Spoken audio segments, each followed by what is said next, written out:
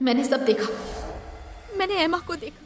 क्या होगा जब एक लड़की ने रियलाइज किया कि वो किसी के भी फ्यूचर या पास्ट को देख सकती है। सिर्फ देख ही नहीं बल्कि वो तो उन्हें बदल तक सकती है। लेकिन उसे अंदाजा तक न था कि कुछ मिस्ट्रीज ऐसी होती हैं जिन्हें कि खुद समय तक नहीं सुलझा सकता। अब वो कैसे, सब कुछ चलिए शुरू से जानते हैं हमारी आज की नई साईफाई मिस्ट्री सीरीज में। अब कहानी की शुरुआत एमा नाम की एक हाई स्कूल टीचर से होती है जो कि अभी देर रात अपने घर वापस जा रही थी। लेकिन तभी उसने रास्ते में देखा कि यहाँ तो सुनसान सड़क पर एक लड़का किसी लड़की का पीछा कर रहा था और वो लड़की उससे बचकर भागते हुए लगातार मदद के लिए चिल्लाए जा रही थी। सो एमा अब खुद ही उस लड़की को बचाने के लिए उन दोनों के पीछे भागने लगी। वो साथ के साथ पुलिस को फोन भी करने की कोशिश कर रही थी ताकि वो मदद बुला सके। और जब वो उन दोनों का पीछा करते हुए एक सुनसान खाली पड़ी बिल्डिंग तक आ गई तो उसका पैर फिसलने से वो नीचे जा गिरती है और उसका फोन उससे दूर जा गिरा। कि तभी वही लड़का जो कि दूसरी लड़की का पीछा कर रहा था अब वो गुस्से में एमा को ही मारने लगता है और फिर वो उसे बेहोश कर अपने साथ किसी सीक्रेट जगह पर उठा ले गया। अब यहाँ से हमें एक टीनेजर वोल्टर और उसकी छोटी बहन एली दिखाए जाते हैं जो कि आज से 13 साल पहले हुई अपनी माँ की मौत के बाद से अकेले ही रहा करते थे। बड़े भाई वोल्टर ने बिना माता पिता के ही अब तक एली को पाला है, इसलिए खुद पढ़ने लिखने की उम्र में उसने एक वर्कशॉप में मैकेनिक का काम करना शुरू कर दिया ताकि वो अपनी बहन की स्कूल फीस और घर का खर्च चला सके। वहीं अब आज एली अपने भाई को याद दिलाती है कि आज तो उनकी माँ की डेथ एनिवर्सरी है, सो उन दोनों को एक साथ चलकर उनकी माँ की कब्र पर फूल चढ़ाने चाहिए। लेकिन वोल्टर ने बताया कि उसका मालिक उसे काम से छुट्टी नहीं देगा, सो वो अकेली निकल जाए और वो सीधा शाम को ही घर लौटेगा। जिसके बाद अब अकेली ही पहले अपनी माँ की कब्र पर जाकर फूल चढ़ाती है और फिर वो अपने स्कूल आ गई जहाँ की उसका बेस्ट फ्रेंड सैम उसका इंतजार कर रहा था। खैर अब स्कूल के शुरू होते ही प्रिंसिपल ने आकर सबको अनाउंस किया कि आज से उनकी क्लास में एक नई एडमिशन वेरोनिका भी ज्वाइन करेगी। अब यहाँ क्रिशा नाम की एक लड़की जो कि पूरी क्लास में सबसे हरामी है, वो वेरोनिका को पहले ही दिन बुली करने लगती है और इसी कारण एली और क्रिशा की आपस में कभी नहीं बनती क्योंकि क्रिशा अपनी लड़कियों की गैंग बनाकर बाकी सबको बुली किया करती। इसीलिए अब आज भी एली क्रिशा से लड़ने लगती है कि वो नई स्टूडेंट वेरोनिका को परेशान क्यों कर रही है। लेकिन तभी पीछे से प्रिंसिपल ने आकर सबको बताया कि आज तो अजीब कारणों से उनकी क्लास टीचर एमा आ नहीं पाई है और उसका फोन भी नहीं लग रहा। यानी कि जिस टीचर एमा को कल रात एक लड़के ने उठा लिया था वो तो एली के ही स्कूल की टीचर थी। सो प्रिंसिपल ने पूरी क्लास से कहा कि आज उन लड़कियों में से ही किसी को पूरी क्लास को लीड करना होगा। अब क्रिशा की दोस्तों ने उसी का नाम सुझाया, लेकिन तभी पीछे से सैम और एली उसका विरोध करते हैं क्योंकि क्रिशा तो हमेशा सबको परेशान करती रहती है। जिसके बाद क्लास में आई नई स्टूडेंट वेरोनिका ने भी कहा कि आज तो एली को ही लीड करना चाहिए। हालांकि इन सब से क्रिशा चिढ़ गई और क्लास के खत्म होते ही वो अपने दोस्तों के साथ एली पर अटैक कर देती है। क्रिशा ने तो गुस्से में कुछ मिट्टी एली के मुंह तक में डाल दी, लेकिन अब जैसे ही वो मिट्टी एली के मुंह में गई ही थी कि उसकी आंखों का कलर चेंज होते हुए उसे पास्ट के कई सारे विजन्स आने लगते हैं। वही समय जब टीचर एमा को कल रात किसी ने उठा लिया था। हालांकि अब शुरू में एली को कुछ समझ नहीं आता कि उसने अभी क्या देखा, तो वो जल्दी से भागकर स्कूल के वॉशरूम में जाकर खुद से मिट्टी साफ करने लगती है। वहीं पीछे से वेरोनिका भी आ गई क्योंकि आज उसे ही बचाने के लिए क्रिशा ने एली पर अटैक किया था। हालांकि अब एली तो इसलिए हैरान थी कि जब वो मिट्टी उसके मुंह में गई तो उसे पास्ट के वे विजन्स कैसे दिखने लगे जिनमें कि उसकी टीचर एमा को कोई उठाकर ले जा रहा था। अब एली कुछ देर बाद जब स्कूल से वापस घर जा रही थी तो उसने देखा कि वही नई लड़की वेरोनिका उसका पीछा कर रही है। सो एली ने पूछा कि वो उसके पीछे क्यों आ रही है। अब वेरोनिका ने बताया कि एक तो वो मिड ईयर में एडमिशन ले रही है और आज पहले ही दिन उसकी वजह से एली को कुछ न कुछ सहना पड़ा। सो वो उससे माफी मांगना चाहती है। हालांकि एली ने कहा कि कोई बात नहीं, क्रिशा हमेशा से ऐसी ही है। और यहाँ से एली ने वेरोनिका को क्रिशा के बारे में सब बताया कि कैसे इतना ही नहीं वो तो स्कूल तक में बाकी लड़कियों को नशा भी स्मगल करके देती है, इसलिए हर कोई उससे डरता है लेकिन वो नहीं। और इसके बाद एली ने उसे अपने साथ उसके घर चलने को कहा क्योंकि अब तक उनकी दोस्ती हो चुकी थी। हालांकि अब एली घर जाने से पहले अपनी उसी टीचर एमा के घर जाती है ये जानने कि वो आज स्कूल क्यों नहीं आई। ऊपर से उसे उसके विजन्स भी आए थे। लेकिन अब यहाँ एमा के घर आने के बाद एमा की माँ मार्था ने उन्हें रिवील किया कि उसका तो उसे भी नहीं पता। एमा तो कल रात के बाद से ही घर नहीं लौटी है, जब वो कल रात कुछ बच्चों को ट्यूशन देने गई थी। मार्था ने बताया कि उसने सुबह तक इंतजार किया, ये सोचकर कि एमा अपने बॉयफ्रेंड के घर चली गई होगी, लेकिन आज उसका कहीं पता ही नहीं चल पा रहा है। अब ये सुनकर तो एली डर गई कि क्या फिर उसके विजन सच में थे, क्या सच में एमा को किसी ने किडनैप कर लिया है। दरअसल एली के चूंकि माता पिता नहीं थे, तो एमा ही एली की पड़ोसी होने के नाते उसे स्कूल में अच्छे से पढ़ाती और बाहर भी संभालती। इसीलिए अब एली को अपनी टीचर एमा की बहुत चिंता होने लगती है और इसके बाद वो वेरोनिका को अपने साथ अपने घर ले आई। यहाँ एली उसे अपने बारे में सब बताती है कि कैसे यहाँ सिर्फ वो और उसका बड़ा भाई वोल्टर ही रहते हैं। उसकी माँ के बचपन में ही मरने के बाद जब उनका पिता जेकब जेल चला गया, तो तब से ही उसके बड़े भाई वोल्टर ने उसकी देखभाल की है और वो पूरा दिन मेहनत करता है। वहीं अब कुछ देर बाद जब वेरोनिका वॉशरूम में गई थी, तो एली अपने घर में मिट्टी को देखने लगती है, क्योंकि आज स्कूल में जब उसके मुंह में मिट्टी गई थी तो उसे पास्ट के कुछ विजन्स दिखाई देने लगे, जिनमें की टीचर एमा को कोई उठाकर ले जा रहा था। सो एली तो अब अंदर ही अंदर उसी को सोचे जा रही है। वहीं अब फिर से उसके मिट्टी के पास जाते ही उसे लगने लगा कि मानो कि वो उसे कुछ कहना चाहती हो। तो वो अब इसे ध्यान हटाने के लिए अपने दोस्तों को घर बुला लेती है और वे सब एक साथ मिलकर पार्टी करने लगे, क्योंकि एली को लग रहा था कि ये सब उसके मन का वहम है। वहीं अब रात होने पर वोल्टर भी घर आ जाता है, लेकिन वो एली पर बहुत गुस्सा हुआ। उसने एली से कहा कि उसे कम से कम आज की रात उनकी माँ की डेथ एनिवर्सरी वाले दिन पार्टी नहीं करनी चाहिए थी। और वो अब अपनी माँ की पुरानी वीडियोस देखने लगता है, जब वो और उसकी छोटी बहन एली बहुत छोटे थे। अब एली भी आकर माफी मांगती है कि वो तो सिर्फ अपना ध्यान भटकाना चाहती थी, इसलिए उसने दोस्तों को बुलाया और दोनों भाई बहन अपनी माँ की पुरानी वीडियोस को देखते हुए सो गए। तो वहीं दूसरी ओर उसी टीचर एमा की माँ मार्था अब तक पुलिस स्टेशन में जाकर कंप्लेन कर देती है कि उसकी बेटी कल रात से अब तक घर नहीं लौटी है। और इसके बाद एक इज़ेक्विल नाम का इंस्पेक्टर उसी केस पर लग गया।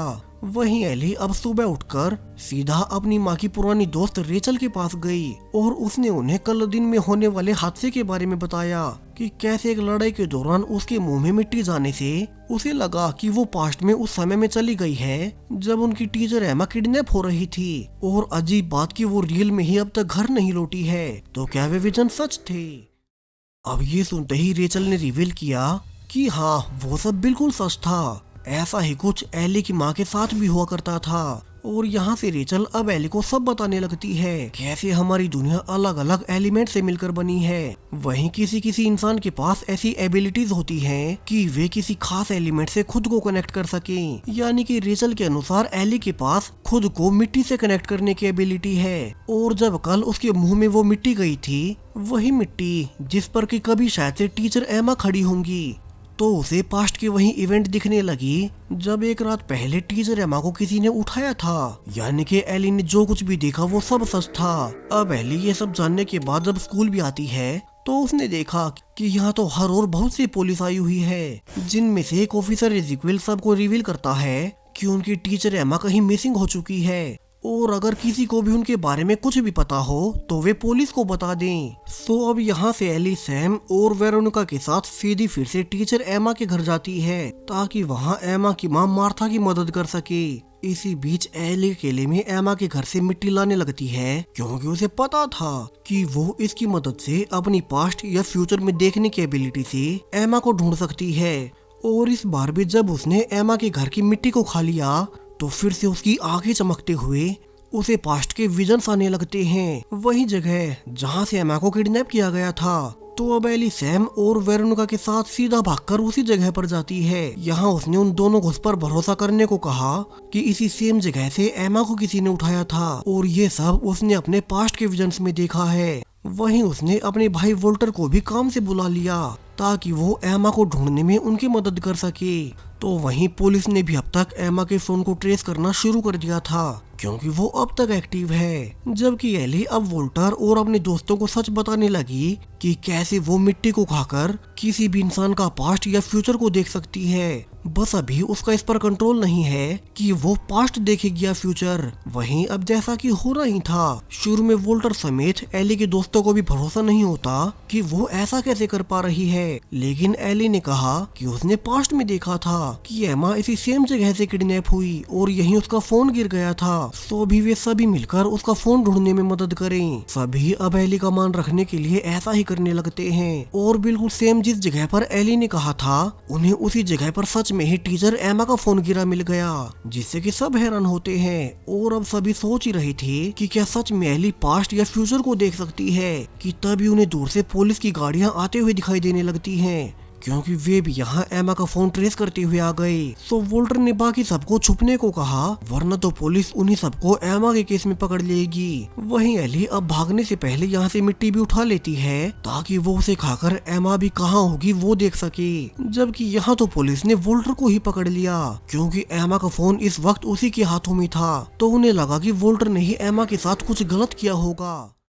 जबकि एली अब सैम और वेरोनिका के साथ वापस से अपने घर जाकर अब उनके सामने ही उसी मिट्टी को खाने लगती है जो कि उसने एमा के किडनैप होने की जगह से उठाई थी। और इस बार उसने देखा कि एमा को तो किसी ने खाली बिल्डिंग में बांध कर रखा है और उसके कुछ ही सेकंड्स के बाद अब वो फिर से प्रेजेंट में वापस आ गई, क्योंकि अभी उसे अपनी एबिलिटीज पर पूरी पकड़ नहीं थी। यहाँ उसने अपने दोस्तों को भी बताया कि एमा अब तक जिंदा है और उसे कहीं बांध कर रखा गया है। सो अब उन्हें उसी जगह को ढूंढना होगा। वहीं अब यहाँ से वहीं लड़का दिखाया जाता है जिसने कि एमा को पकड़ रखा था। एमा बंधे हुए ही उसे कहने लगी कि वो उसे चोट न पहुंचाए। उसे पता है कि वो इतना भी बुरा नहीं और अगर वो उसे अभी छोड़ देगा तो वो उसके बारे में बाहर किसी को नहीं बताएगी। सो वो डरे ना, आखिर वो उसका स्टूडेंट रह चुका है, तो वो उसका बुरा क्यों चाहेगी। और यहाँ से रिवील हुआ कि टीचर एमा को उठाने वाला कोई और नहीं बल्कि उसी का एक्स स्टूडेंट ईथन नाम का लड़का था, जो कि उस रात किसी और का पीछा कर रहा था।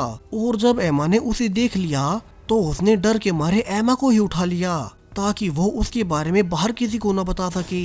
इसलिए एमा उसे समझाने की कोशिश कर रही है कि वो उसे छोड़ दे और वो उसके बारे में किसी और को नहीं बताएगी। जबकि यहाँ एली अब अपने भाई वोल्टर को छुड़ाने पुलिस स्टेशन में जाती है। उसने कहा कि उसका भाई बेकसूर है और पुलिस उसे पकड़ने के बजाय अभी एमा को ढूंढने पर ध्यान दे। हालांकि अब उसे ऑफिसर इज़ेक्विल ने बताया कि पुलिस ने वोल्टर को उसी क्राइम साइट पर विक्टिम के फोन के साथ पकड़ा था, तो वे बिना पूरी जांच किए उसे छोड़ नहीं सकते। वही एली अब अंदर ही अंदर जानती थी कि वो पुलिस को कुछ नहीं समझा सकती कि वो फ्यूचर कैसे देख सकती है। सो अब वो खुद ही अपने दोस्तों के साथ मिलकर एमा को ढूंढने का फैसला करती है ताकि उसके मिलने के बाद उसका भाई वोल्टर फ्री हो सके। तो वहीं अब जेल में बंद वोल्टर ने देखा कि उसका पिता जेकब अब जेल से निकल चुका है। दरअसल वोल्टर अपने पिता से बहुत नफरत करता था, क्योंकि वे गैंग लीडर थे और उन्होंने बहुत से गलत काम किए। इसी कारण आज से 13 साल पहले वोल्टर और एली की मां की मौत के बाद उन्हें जेल हो गई थी, लेकिन अब वे जेल से निकल चुके हैं।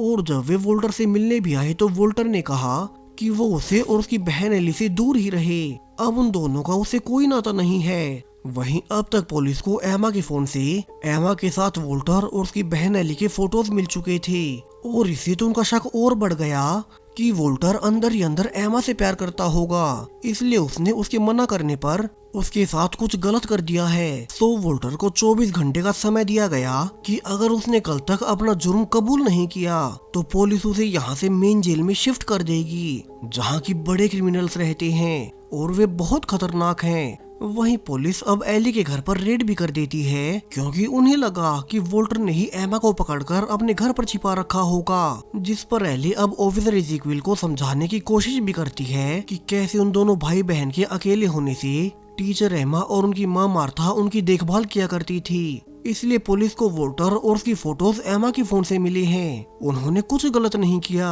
और अगर वे चाहे तो इसे एमा की मां मार्था से कंफर्म भी कर सकते हैं। वहीं अब वैसे भी पुलिस को इस घर से एमा का कुछ नहीं मिला, तो वे वापस चले गए। तो वहीं इसके बाद अब एली अपने भाई को छुड़ाने के लिए फिर से एमा के घर जाकर वहाँ की मिट्टी को खा लेती है और इस बार उसने विजन्स में देखा कि एमा को तो किसी खाली पड़े अबेंडन चाइल्ड हॉस्पिटल में बांध कर रखा गया है और तभी उसने फिर से प्रेजेंट में आते ही नोटिस किया कि ऑफिसर इज़ेकियल उसका पीछा कर रहा था।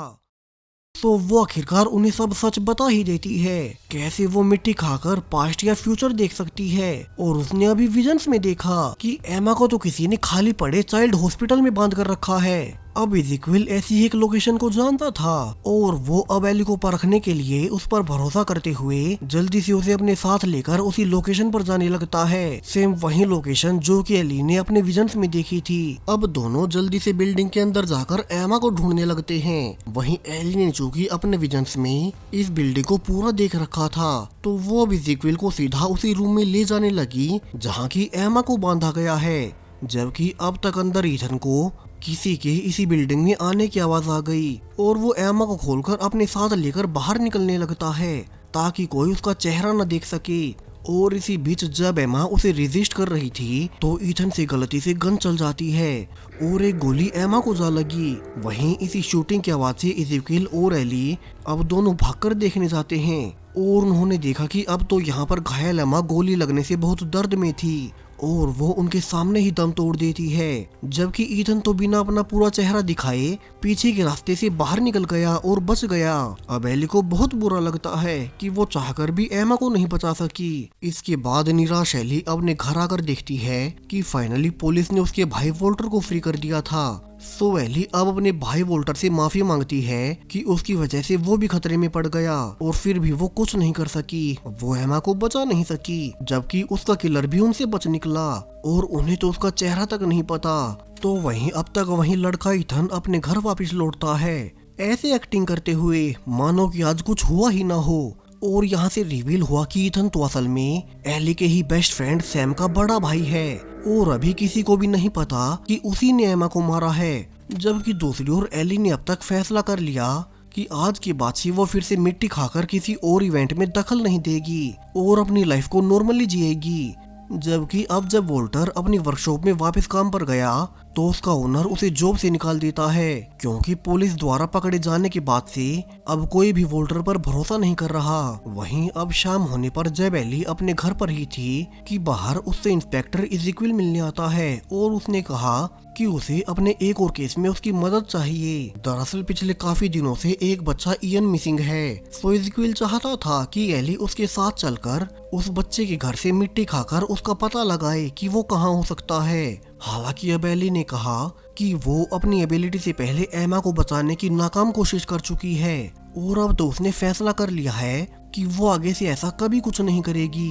हालांकि इज़ेकियल ने बताया कि उस बच्चे की माँ ने उस बच्चे के ऊपर बहुत बड़ा इनाम रखा है और अब चूंकि एली के भाई वोल्टर की जॉब भी जा चुकी है तो एली वे इनाम के पैसे कमाकर अपने भाई वोल्टर का बोझ हल्का कर सकती है। वैसे भी टेक्निकली वोल्टर की जॉब एली की वजह से गई थी। सो अब वेरोनिका के साथ कुछ देर डिस्कस करने के बाद अब एली इसके लिए मान ही जाती है, ये सोचकर कि क्या पता वो इस बार उस बच्चे को ढूंढकर उसकी जान ही बचा ले। जहाँ से अब लिया इज़ेकियल के साथ उस बच्चे के घर जाकर उसके बारे में जानने लगती है। यहाँ उसकी माँ ने बताया कि उनका बेटा इयन कई दिन पहले मिसिंग हो गया था और उसके बाद से वो और उसका पति दोनों उसे ढूंढने की बहुत कोशिश कर चुके हैं मगर उन्हें उसका कोई सुराग नहीं मिला। सो लिया अब उस बच्चे इयन की माँ से उसी जगह की मिट्टी मंगवाती है जहाँ की वो आखिरी बार खेल रहा था। जिसके बाद अब एली बाकी सबको बाहर निकालकर अकेले उस मिट्टी को खाती है और उसने तभी पास्ट का वो समय देखा जब बच्चे की माँ और उसका पिता दोनों आपस में लड़ रहे थे और वो बच्चा इयन उनसे बहुत डर गया। अब एली फिर से प्रेजेंट में आकर इंस्पेक्टर से माफी मांगती है कि उसने पास्ट के वे विजन्स देखे हैं जब इयन घर पर ही था तो इससे तो उसे कोई मदद नहीं मिल रही। इसलिए अब उसने थोड़ी देर शांत होने के बाद फिर से दोबारा मिट्टी ट्राई की और लकीली वो इस बार पास्ट का वो समय देखती है जब इयन को उसके घर से उसी का पिता उठा ले गया था और उसी ने उसे अपने ऑफिस में छिपा कर रखा है। सो अब फाइनली एली इयन की माँ को सब बताते हुए उसे सब रिवील करती है कि उसके बच्चे इयन को और कोई नहीं बल्कि उसी के पति ने छिपा रखा है। इयन की माँ ने भी बताया कि उसके पति ने ऐसा इसलिए किया होगा क्योंकि वो उसके नशे करने की आदत से तंग आकर उससे डिवोर्स लेना चाहती थी, इसलिए उसने ऐसा किया। अब पुलिस फाइनली उसी एली के विजन वाली लोकेशन पर रेड कर वहां से छोटी यन को बरामद कर लेती है। हालांकि अभी उसका पिता यह नहीं था। अब एली आज बहुत खुश थी कि उसने फाइनली अपनी एबिलिटी से कोई तो अच्छा काम किया है और उसे इससे पैसे भी मिल गए। वो इसी को सेलिब्रेट करने के लिए अपने दोस्तों के साथ आज की रात एक फेस्टिवल में घूमने जाती है। लेकिन इसी दौरान जब एली एक हॉरर हाउस में थी कि उस पर पीछे से आकर उसी बच्चे के पिता ने अटैक कर दिया। वो बहुत गुस्सा था कि एली ने उसका सारा प्लान फेल कर दिया और उसने कहा कि अब वो जेल जाने से पहले उसे जान से मार देगा। ये कहकर जब वो एली का गला दबा ही रहा था तो अब सही वक्त पर एली का पिता जेकब अंदर आ जाता है और वो उस आदमी से एली को छुड़ाकर उसकी जान बचा लेता है। अब अगली ही सुबह जेकब अपनी बेटी एली को समझाता है कि वो अब जेल से बाहर आ चुका है और वो वादा करता है कि वो आगे से और कोई बुरा काम नहीं करेगा। उसे तो बस अपने दोनों ही बच्चों के साथ रहना है। जेकब एली को ये भी बताता है कि अभी एली के पास जो एबिलिटी है जिससे कि वो फ्यूचर या पास्ट के विजन्स देख सकती है, ऐसे ही कुछ एबिलिटीज उसकी माँ के भी पास थी। लेकिन जेकब के अनुसार तब वो गलत रास्ते पर निकल गया और उसी की वजह से उसकी राइवल गैंग के लोगों ने एक दिन उसके घर में घुसकर उसकी पत्नी को मार दिया। इसलिए ही उसका बेटा वोल्टर तो उसे अब तक गुस्सा है क्योंकि उसी की वजह से उनकी माँ की जान गई। जबकि अब अपने पिता से मिलकर एली को लगने लगा कि उसका पिता सुधर चुका है और उसे उन्हें एक और मौका देना चाहिए। वैसे भी वोल्टर इतने सालों से उसके लिए बहुत कुछ कर चुका था, सो एली उस पर और ज्यादा बोझ नहीं बनना चाहती। वो अब घर जाकर अपने भाई वोल्टर को मनाने लगती है कि वो उनके पिता को एक और मौका दे। लेकिन वोल्टर ने कहा कि वो उस इंसान पर कभी भरोसा नहीं कर सकता। एली अब यहाँ से आने वाले कई दिनों तक अपने पिता जेकब से लगातार मिलने जाती रहती, जहाँ उसे पता चला कि उसके पिता ने अब जेल से आने के बाद एक रिहैब सेंटर खोल लिया है, जहाँ पर कि वे सभी लोग जो कि कभी जेल गए थे वे यहाँ आकर अपनी लाइफ एक नए सिरे से शुरू कर सकते हैं। और एली को ये बहुत अच्छा लगा कि उसका पिता औरों के लिए कितना कुछ कर रहा है। अब एक दिन एली ने अपने पिता को बताया कि उसे पास्ट या फ्यूचर को देखने के लिए मिट्टी खानी पड़ती है। इतना ही नहीं, पहले वो एमा को नहीं बचा सकी, उसका कातिल फ्री हो गया। तो दूसरी बार जब उसने फाइनली एक बच्चे को बचा भी लिया तो उसके पिता ने उस पर अटैक कर दिया। इसलिए अब एली नहीं चाहती कि वो और फ्यूचर देखे। हालांकि जेकब कहता है कि एली को ऐसा नहीं बोलना चाहिए, उसकी ये एबिलिटी एक बहुत बड़ा गिफ्ट है और अगर वे चाहे तो इस गिफ्ट का वे अपने लिए बहुत तरीकों से इस्तेमाल कर सकते हैं। जेकब इसके बाद एली से अपनी ही गैंग के एक पुराने साथी हंटर को ढूंढने को कहता है ताकि वो उससे मिलकर उसके परिवार की मदद कर सके। और एली ने तभी उनसे मिट्टी लेकर उन्हें उनके उसी साथी हंटर की लोकेशन बता दी। जेकब इसके बाद एली को उसकी माँ के बारे में बताता है कि कैसे एक रात उसने अपनी मौत के फ्यूचर को देख लिया था। उन्हें पहले ही पता चल गया था कि उसके पति के राइवल गैंग के लोग उसे मारने वाले हैं। वो अपनी लाइफ के अंतिम दिनों में बहुत दुखी रही क्योंकि उसने फ्यूचर में देख लिया था कि उसके मरने के बाद उसका बेटा और बेटी दोनों बहुत दुखी रहेंगे। लेकिन फिर भी वो चाहकर कुछ भी नहीं कर सकी। इसलिए अब जेकब ने कहा कि वो जेल से आने के बाद अपनी बेटी एली और वोल्टर को हर खुशी देना चाहता है। जेकब ने उसे ऑफर भी किया कि एली और वोल्टर दोनों यहाँ आकर उसके कैंप में रहने लगे और वोल्टर अब अपनी पढ़ाई दोबारा शुरू कर सकता है। अब एली को ये बात सही लगी क्योंकि वो अपने भाई वोल्टर पर और बोझ नहीं बनना चाहती। तो वो आज फिर से घर जाकर अपने भाई वोल्टर को यही बताती है कि उन दोनों को अपने पिता जेकब के पास शिफ्ट हो जाना चाहिए। हालांकि ये सुनकर वोल्टर गुस्सा हो गया। उसने एली से कहा कि उसे भी उनके पिता से दूर ही रहना चाहिए। वहाँ उस रिहैब सेंटर में उनके साथ सारे जेल में रहने वाले क्रिमिनल्स ही रहते हैं। वही उनकी वजह से उनकी माँ को अपनी जान गंवानी पड़ी, इसलिए वो उन पर फिर कभी भरोसा नहीं करेगा। वोल्टर को शक था कि उसका पिता जेकब एली की इस नई एबिलिटी का फायदा उठाकर खुद से फिर से पावरफुल बनने की कोशिश करेगा, इसलिए वो अपनी बहन एली को वहां नहीं भेजना चाहता। वोल्टर ने कहा कि अगर एली के पास उसकी फ्यूचर या पास्ट को देखने वाली एबिलिटीज ना होती तो उसका पिता उन्हें कभी नहीं अपनाता। वो तो बस एली की पावर्स का फायदा उठाने के लिए उन्हें अपने पास बुला रहा है। वहीं अब अगले ही दिन जब एली अपने स्कूल में आने वाले फंक्शन के लिए डांस की प्रैक्टिस कर रही थी तो वहीं घमंडी लड़की क्रिशा अब एली से जेलस होकर उसे फिर से स्टेप करने को कहती है। और जब एली इसके लिए सेंटर में गई तो ये तो क्रिशा का एक ट्रैप था और तभी क्रिशा के दोस्तों ने ऊपर से मिट्टी की बकेट एली के ऊपर गिरा दी। दरअसल एली के मिट्टी खाने के बारे में सबको पता चल चुका था और सबको लगने लगा कि एली एक साइको है। तो अब क्रिशा एली पर मिट्टी फेंककर सबके सामने उसका मजाक बनाती है, ये कहकर कि उसे तो मिट्टी खाने में मजा आता होगा। अब आज तो एली इसे बहुत गुस्सा हो गई क्योंकि अब हर कोई उसका मजाक बनाने लगा है और वो रोते हुए गुस्से में घर वापस आ जाती है। वहीं जब वेरोनिका उसे मनाने भी गई तो एली कहती है कि अब उसे और मिट्टी नहीं खानी, उसे भी बाकी आम लड़कियों की तरह आम लाइफ जीनी है और वो आज के बाद से अपनी इस पावर को ही खत्म कर देगी। अब आने वाले कुछ दिनों तक एली के सारे दोस्तों ने समझाया कि उसकी ये पास्ट और फ्यूचर को देखने वाली एबिलिटी लोगों के लिए बहुत काम आ सकती है, वो इससे बहुतों की मदद कर पाएगी। लेकिन अब तक एली ने पक्का फैसला कर लिया था कि वो अब नॉर्मल लोगों के जैसे जीना चाहती है। अब तो स्कूल ही क्या, पड़ोस तक के बच्चे उसका मिट्टी खाने को लेकर मजाक बनाने लगे हैं। और एली अब सैम के साथ एक दिन अपनी माँ की वही पुरानी दोस्त रेचल के पास फिर से गई। एली ने उनसे मदद मांगी कि वो अपने इस विजन देखने वाली एबिलिटी को बंद कैसे करे।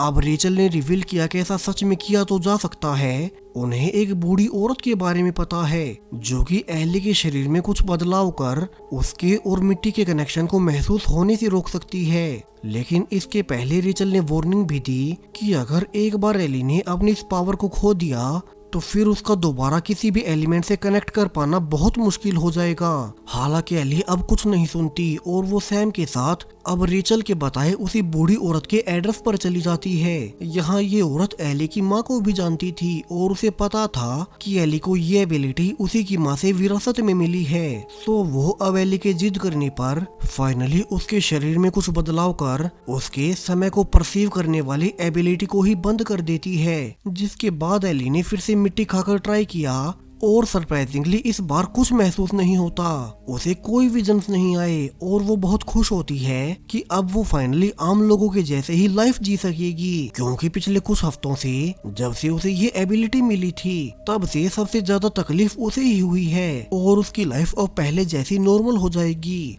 एली अब अगले ही दिन बड़ी खुशी से स्कूल में जाती है क्योंकि अब उसे कोई चिंता नहीं थी। लकीली आज परफॉर्मेंस वाले दिन वही घमंडी लड़की क्रिशा आज स्कूल नहीं आई। सो शुरू में सबको लगा कि चूंकि कल क्रिशा ने एली का मजाक बनाया था तो कहीं एली ने ही तो क्रिशा के साथ बाहर कोई लड़ाई तो नहीं की। लेकिन एली इसके लिए मना कर देती है क्योंकि उसने तो क्रिशा को देखा तक नहीं था। वहीं अब क्रिशा के आज न आने से अब एली को ही लीड डांसर का मौका मिल गया और पूरी परफॉर्मेंस होने के बाद उसे सब पसंद करते हैं। एली को लगने लगता है कि अब तो उसकी किस्मत उसका साथ दे रही है। अब परफॉर्मेंस के बाद फिर से इंस्पेक्टर इज़ेक्विएल उससे मिलने आता है तो एली ने उसे भी बता दिया कि कैसे उसने अपनी एबिलिटीज को हमेशा के लिए ब्लॉक करवा दिया है। सो आज के बाद से वो उसकी कोई मदद नहीं कर पाएगी। अब इंस्पेक्टर इज़ेक्विएल इससे निराश तो था क्योंकि वो एली की एबिलिटी की मदद से अपने और भी केसेस को सोल्व करना चाहता था, मगर फिर भी वो एली को थैंक्स बोलता है जो उसने पिछले 2 केसेस में उसकी मदद की। और वो उसे अपना पर्सनल नंबर देते हुए कहता है कि अगर एली को आगे से कोई भी प्रॉब्लम हो तो वो उसकी मदद को हमेशा तैयार रहेगा। एली इसके बाद अपने घर जाने लगी। तभी उसे रास्ते में उसी लड़की क्रिशा की माँ मिलती है जो कि उसे अपने घर की मिट्टी देते हुए रिक्वेस्ट कर रही थी कि एली इसे खाकर पता करे कि उसकी बेटी क्रिशा कहाँ गई क्योंकि वो कल से ही कहीं नहीं मिल रही। अब ये सुनकर तो एली को भी चिंता होने लगी कि क्रिशा कहीं सच में ही किसी बड़ी प्रॉब्लम में ना फंस गई हो। वहीं अब तो उसके पास उसकी एबिलिटीज भी नहीं थी। सो वो अब इज़ेक्विएल को सब बताकर उसे क्रिशा को ढूंढने को कहती है। वहीं एली अपने दोस्तों के पास जाकर बोली कि उन्हें क्रिशा के बारे में सैम के बड़े भाई ईथन से भी पूछना चाहिए क्योंकि वो उसका बॉयफ्रेंड है। अब ये वही ईथन है जिसने पहले टीचर एमा को मारा था, लेकिन अभी किसी को उसके बारे में कुछ नहीं पता, खुद सैम को भी नहीं जिसका कि ईथन बड़ा भाई है। सो अब एली के इज़ेक्विएल को रिक्वेस्ट करने पर वो अपने एक ऑफिसर को ईथन से पूछने भेजता है कि क्या उसे क्रिशा का पता है। हालांकि ये सुनकर तो ईथन खुद भी हैरान हो गया कि क्रिशा कहाँ गई होगी। वो अब ऑफिसर के जाने के बाद सीधा खुद ही क्रिशा के घर जाने लगता है, जबकि एली और बाकी उसके सारे दोस्त उसके पीछे ही जाने लगे। लेकिन अब जब वो सीधा क्रिशा के घर ही गया तो वे समझ गए कि क्रिशा का तो खुद उसे भी नहीं पता। सो अब किसी को समझ नहीं आता कि वे क्रिशा को कहाँ ढूंढे। ऊपर से अब एली के पास उसकी पास्ट या फ्यूचर को देखने वाली पावर्स भी नहीं रही। तो वो अब कृषा के घर जाकर देखने लगी और उसे पता चला कि पुलिस को एक दिन पहले पता चल गया था कि कृषा तो स्कूल में नशा बेचती थी। तो वो यहाँ से बिना किसी को बताए दूर भाग गई और एली को फाइनली एक लेटर से पता चल ही जाता है कि वो तो आज की रात एक इलीगल ट्रेन लेकर देश छोड़ने वाली है। सो एली और उसके दोस्त जल्दी से वहीं जाते हैं और लकीली उन्हें सही वक्त पर कृषा मिल गई। हालांकि वो वापस लौटने को तैयार नहीं होती और उसने बताना शुरू किया कि कैसे वो कभी खुद अपनी मर्जी से नशा नहीं बेचती थी। उसे तो वो सब सैम का बड़ा भाई ईथन करवाता था। और अब कृषा सबके सामने ईथन का राज खोल देती है कि कैसे उनकी टीचर एमा को मारने वाला कोई और नहीं बल्कि ईथन ही था। दरअसल ईथन उस रात जिस लड़की का पीछा कर रहा था वो कृषा थी, जिसे कि वो पकड़ना चाहता था ताकि वो उसे जबरदस्ती नशा बिकवा सके।